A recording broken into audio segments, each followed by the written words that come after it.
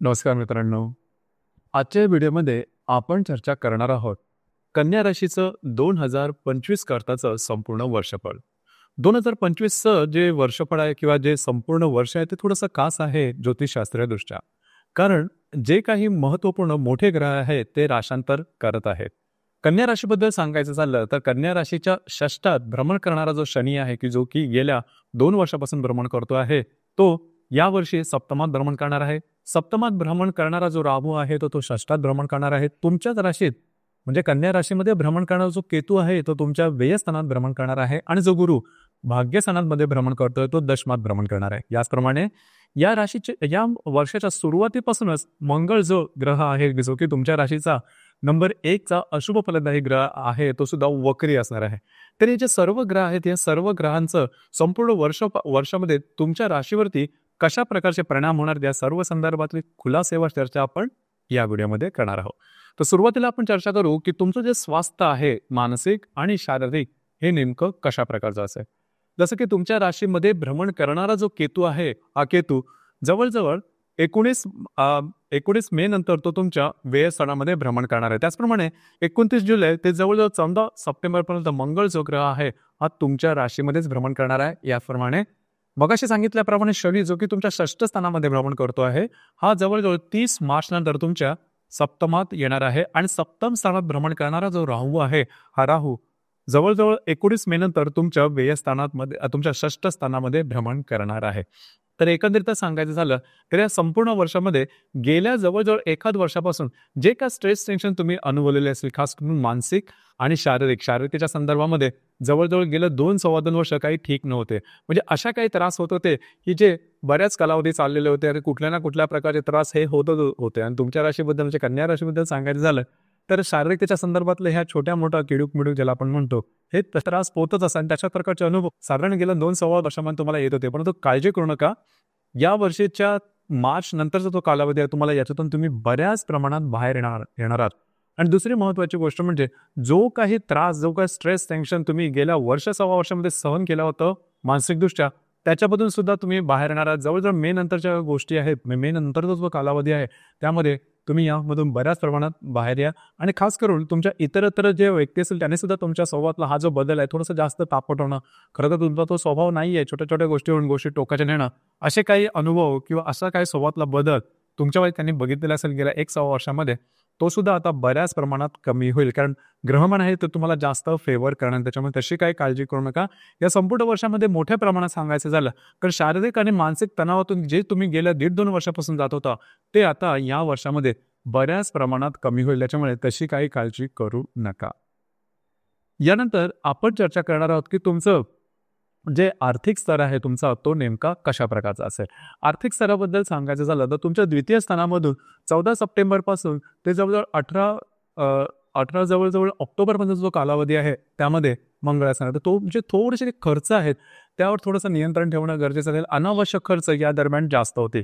काळजी घ्या. तशी पाहिलं तर तुमची जी रास आहे ही प्रॅक्टिकल आहे. म्हणजे पैसे कुठे कधी कसे खर्च करायचे याबद्दल तुम्हाला नॉलेज खूप चांगलं असतं, परंतु थोडेफार खर्च होतील. इथे एक गोष्ट खूप चांगली आहे ती म्हणजे जो शनी तुमच्या षष्ठ स्थानामध्ये भ्रमण करतोय तो एप्रिल नंतर सप्तमात भ्रमण करेल. म्हणजेच ज्या व्यक्ती शेअर मार्केटमध्ये ट्रेड करत असाल त्यांनी सुद्धा थोडेसे अनुभव घेतले असेल की गेल्या 2-2.25 वर्षामध्ये तुमचे जे अंदाज आहेत ते चुकत आहेत, गोष्टी तुमच्या अपेक्षेप्रमाणे होत नाहीये. तर साधारणतः एप्रिल पासूनचा जो कालावधी आहे हा कालावधी तुमच्यासाठी बऱ्याच प्रमाणात शुभफलदायी होईल. म्हणजे जे शेअर मार्केटमध्ये ट्रेड करतात त्यांच्यासाठी गोष्टी तुमच्या अपेक्षेप्रमाणे होण्यास सुरुवात होईल. त्यामुळे तशी काही काळजी करू नका. याचप्रमाणे जवळजवळ 7 जुलै ते 29 जुलैपर्यंतच्या कालावधीमध्ये कमिटमेंट प्रॉमिसेस कागदोपत्री व्यवहार आर्थिक संदर्भात यापासून थोडंसं लांब राहणं गरजेचं राहील. याचप्रमाणे फॅमिली हॅपीनेस किंवा गृहसौख्याच्या संदर्भात सांगायचं झालं तर या संपूर्ण वर्षामध्ये तुमचं गृहसौख्य अतिशय व्यवस्थित राहील. त्याबद्दल काळजी करू नका.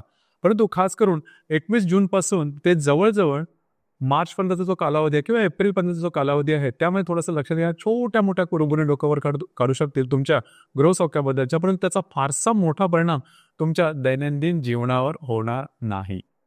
लव्ह लाईफ किंवा रिलेशनशिपबद्दल सांगायचं झालं तर लव्ह लाईफबद्दलचे त्रास तुम्ही गेल्या जवळजवळ 2-1 वर्षापासून पाहत आहात.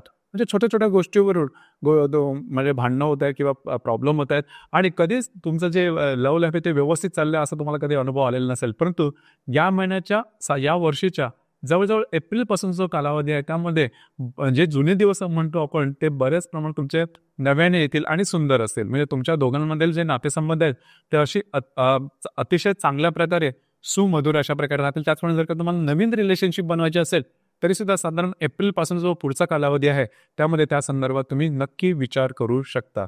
या संदर्भात काळजी करू नका. याचप्रमाणे जो विद्यार्थी वर्ग आहे त्याच्यासाठी हा संपूर्ण जे वर्ष आहे ते अतिशय उत्तम राहील. त्याच्या संदर्भात काहीही प्रॉब्लेम येणार नाहीत. म्हणजे शेवटी तुम्हाला एफर्ट तर द्यायचेच आहेत, प्रयत्न तर करायचे आहेत, परंतु त्याच्या प्रयत्नाचे जे रिझल्ट्स आहेत ते तुमच्यासाठी चांगले असणार आहेत. ज्या गर्भवती महिला आहेत त्यांनी मात्र स्वतःच्या आरोग्याकडे या वर्षामध्ये जवळजवळ पहिले 2 ते 3 महिन्यात जवळजवळ मार्चपर्यंत जो कालावधी आहे त्यामध्ये थोडंसं लक्ष देणं गरजेचं राहील. गेल्या साधारण 1-1.5 महिन्यामध्ये सुद्धा थोडाफार तुम्ही अनुभव घेतलेला असेल की आरोग्याच्या संदर्भातले जे त्रास आहेत ते थोडेसे जास्त होत आहेत. काळजी करू नका.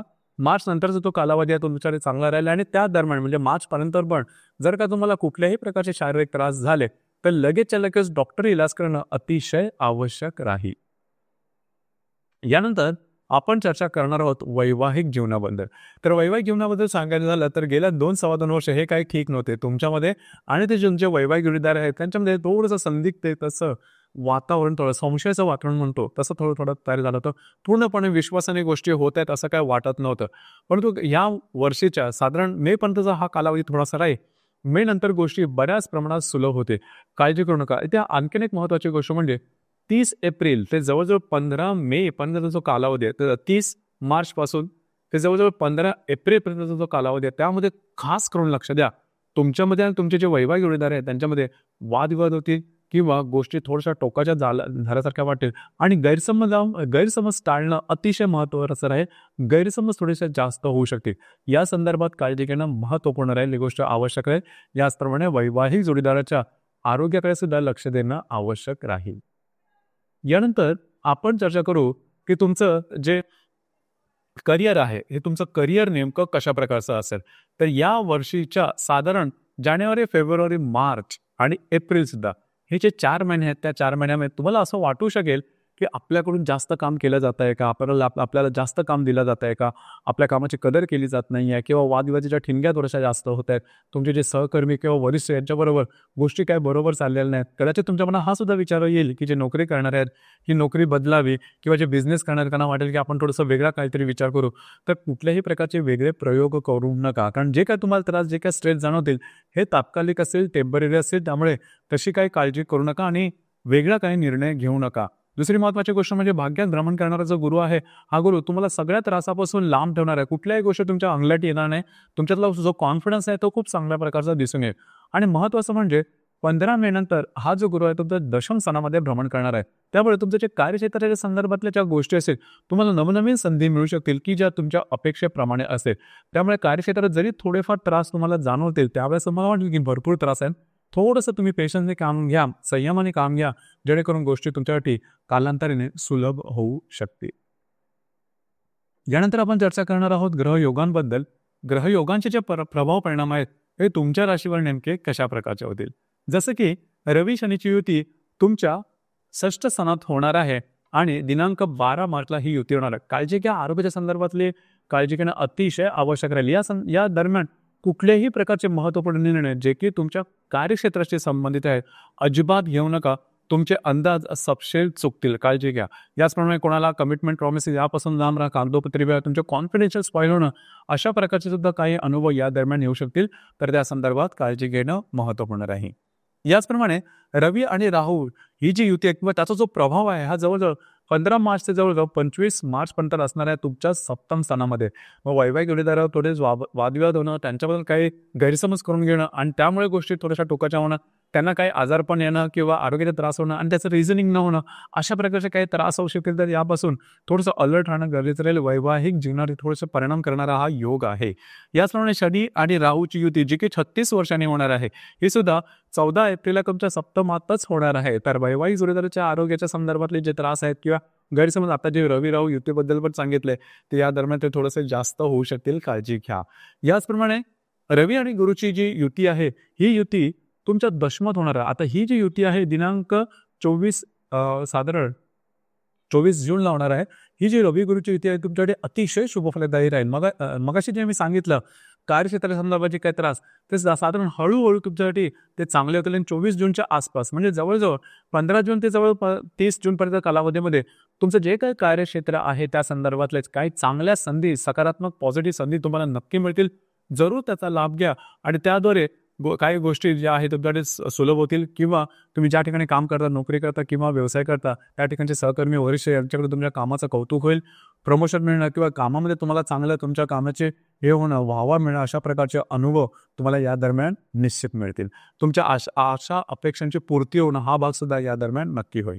याचप्रमाणे मंगळ आणि केतूची युती जी की 22 जुलैला होणार आहे, ही थोडीशी अशुभ फलदायी राहील. या दरम्यान महत्त्वपूर्ण कामं हाती घेऊ नका, महत्त्वपूर्ण कामाची सुरुवात करू नका.